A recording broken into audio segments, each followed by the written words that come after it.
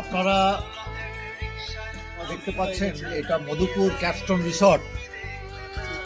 ওই স্টেশন থেকে 1 কিলোমিটারের কাছাকাছি। তো এই ক্যাপস্টোন রিসর্টে এই দাদারা এসছেন, আর ইনার আর ফ্যামিলি আছে যে ওখানে ওপরে অন্য রুমে আছে। তো দাদা একটা জিনিস জিজ্ঞেস করতে কি, আপনি যে মধুপুরে এসছেন কিভাবে আপনার সঙ্গে যোগাযোগ হলো? এখানে জায়গাটা আপনি কিভাবে জানলেন? দেখুন, আমি পরিষ্কার কথা বলি, আমাদের ওয়েস্ট বেঙ্গলের মানুষ ফুটবল ভালোবাসে। হ্যাঁ, অবশ্যই অবশ্যই। তো আমি ইউটিউব থেকে প্রথম দাদার নাম্বারটা পাই। তো সেখানে দাদার প্রথম ফোন দাদাকেই করি, দাদাকে ফোন করি, সেখানে লেখা ছিল গাড়ি, কন্ট্যাক্ট গাড়ি।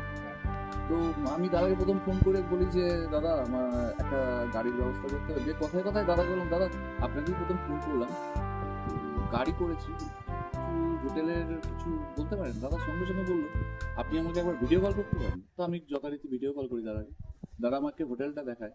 আমি এক কথায় বলি দাদা আমার ভালো লেগেছে। সব থেকে ভালো ছিল দাদার ব্যবহার, মানে প্রত্যেকটা মুহূর্তে দাদা এইটা এই রেট, এটা এইভাবে আসতে পারেন, এইভাবে আসবেন, কখন আসবেন, কিভাবে আসবেন, অটোর নাম্বার দেওয়া থেকে শুরু করে up to hotel contact number দেয়া, কখন ঢুকছেন, সমস্ত কিছু ভালোভাবে গাইডেন্স করেছেন। আজকে আমরা অলরেডি কালকে রাতে চেক ইন করেছি এখানে, দেওঘর ঢুকলাম। দেওঘর আজকে দাদার ইয়েতে করেই গেলাম আর কি, গাড়িতে করে। আমরা এত সুন্দর বিহেভ, এত সুন্দর ব্যবহার, মানে সকালের নাস্তা থেকে শুরু করে দুপুরের লাঞ্চ অবধি, মানে চিন্তা করতে হবে না।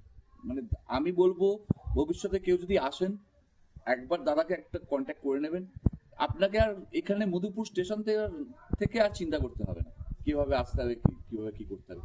দাদা টোটাল রুট ম্যাপ সেট করে দেবে।